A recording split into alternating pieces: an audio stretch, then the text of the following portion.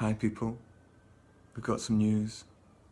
I was awarded a grant. I basically put in a proposal to explore natural dyes through the processes of shibori, Japanese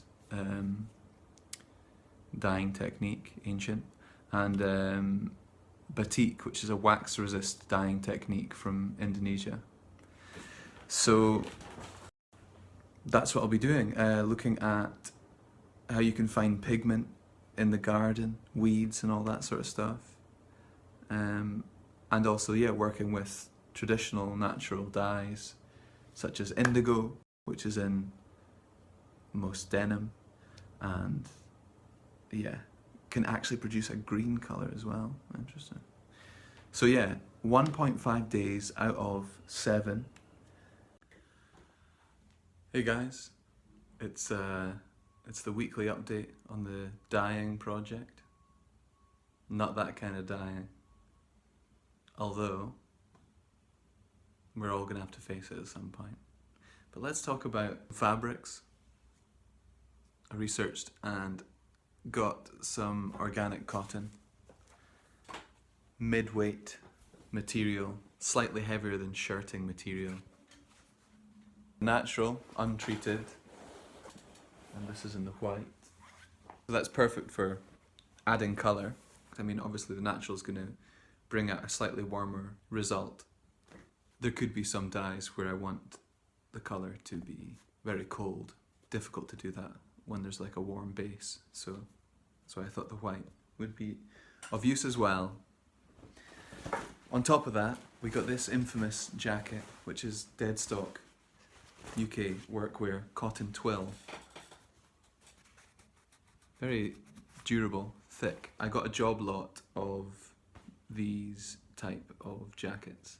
Also like dungarees and some trousers, all bright orange basically. It was laying in a second-hand shop in a corner, so I thought I'll make use of it.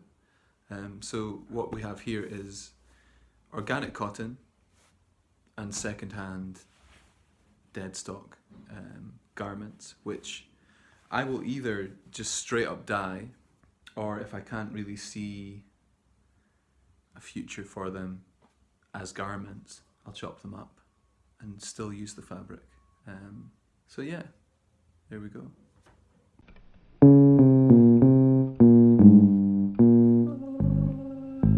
Welcome to this week's installment of The Dyeing Project. I will detail the research and other things that I have discovered over the course of the week. I was in this place called Nisbets. Nisbets, not Nesbits. Rabsi Nesbits, that's what I thought it was. But it wasn't. I need to get scales to measure out ingredients, like an electrical hob to heat up stainless steel pans, measuring cups, tongs, vinyl gloves, got metal trays and stuff like that. Thought might be of use. Maybe get one of them. I don't know. It took delivery of 2 books. Batik, which was a Thames and Hudson book, ex-library, really good book. You'll see some of the pages here. Visually just so striking. It's extensive, varied in colour, technique, content. The shibori one I haven't had a proper look at. It seems okay. Visually, not great, but it might have some really useful information in there, and at least it will be a starting point. I was recommended a different shibori book to buy from one of the emails came back. So I may well do that. You know, I was conscious in the beginning, because I'm running a business, how do I make something I can sell? This grant, explicitly says in the criteria it's about experimentation. The next steps are to obviously buy equipment, but I need to be mindful about the batik equipment as well. It needs like a bespoke wax melting pot and different tools, so I need to cost that up as well before splurging too much cash. But I'm really excited to start making and start experimenting and making discoveries. So the first experiment that I had in mind is to use this, as I've shown you before, it's like a work coat. Basically, collect coffee grounds, one of the chains. I'm sure will be doing huge volume. I spoke to Pret last year and they were really happy to have me do it. So I think people collect it for their garden as well. It's a good source of nitrogen or something. This is what I predict will happen. This orange with coffee grounds, i.e. brown, will then take this to either like a sunburnt orange colour or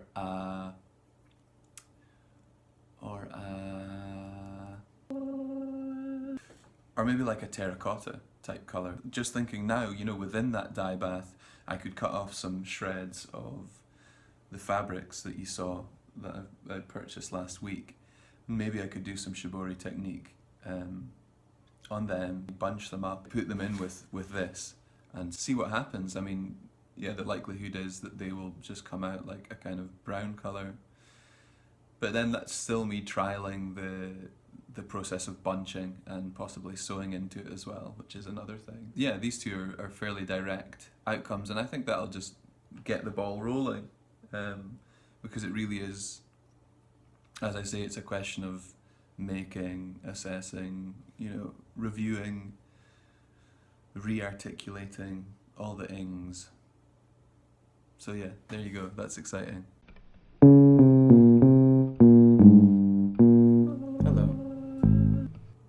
Dyeing project week 4. It's been a tumultuous few weeks of experimenting with different dye baths, but I need to start back at the beginning.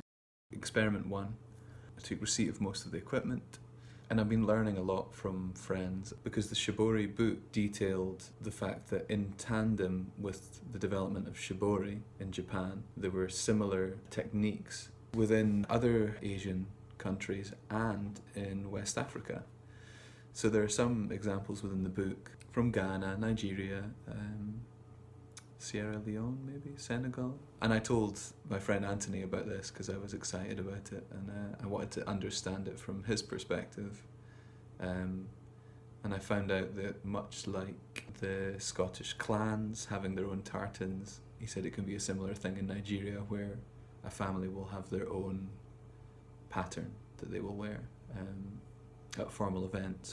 So the dyeing experiment, according to some blog, it was a good idea to, with the spent coffee grounds that I had gathered, to basically rub them into the fabric. So I rubbed them in and I created this kind of ball caked in wet coffee grounds. And I left it for about 40 hours. So Saturday night left it and came back to it on Monday afternoon. Nothing had changed in terms of colour. You know, after washing all the coffee off and cleaning the garment, trying to fix it in some hot water and vinegar, and all that was happening was every time I squeezed it out, some more of the orange dye was coming out. Is this exfoliating the jacket? It's scouring the fabric, so maybe that's contributing to the dye releasing. And in another article, they suggested scouring fabric before you attempt to dye it anyway. So I thought, okay, let's create a dye bath with the remaining coffee. So I did that, let it heat for half an hour or something like that, alongside a piece of calico which I had bunched up in a completely arbitrary way, and I just left it overnight.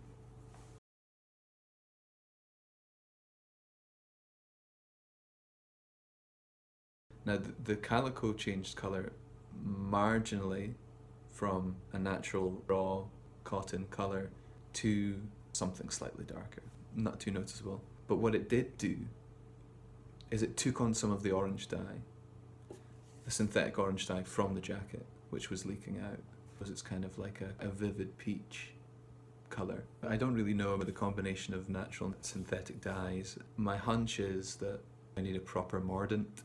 Vinegar is considered like a fixative, not necessarily a mordant. So that's something I need to explore. And I just got a parcel today full of mordants, so we'll work on that in the next few weeks.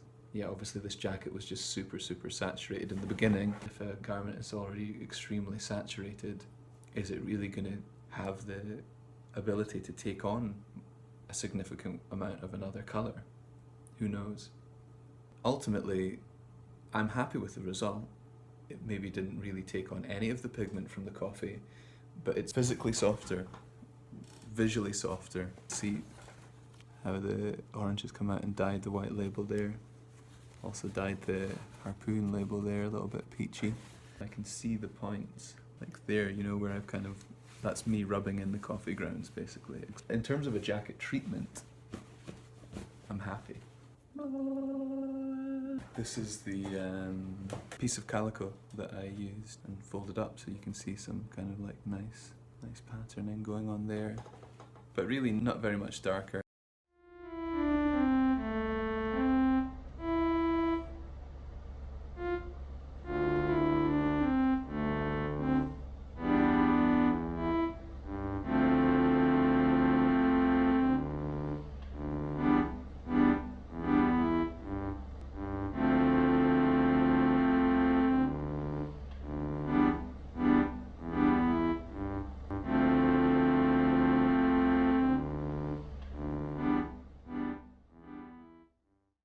Maybe I'll work with coffee again, but just bought a bunch of proper pigment. Woad, weld, madder, indigo, and a selection of mordants.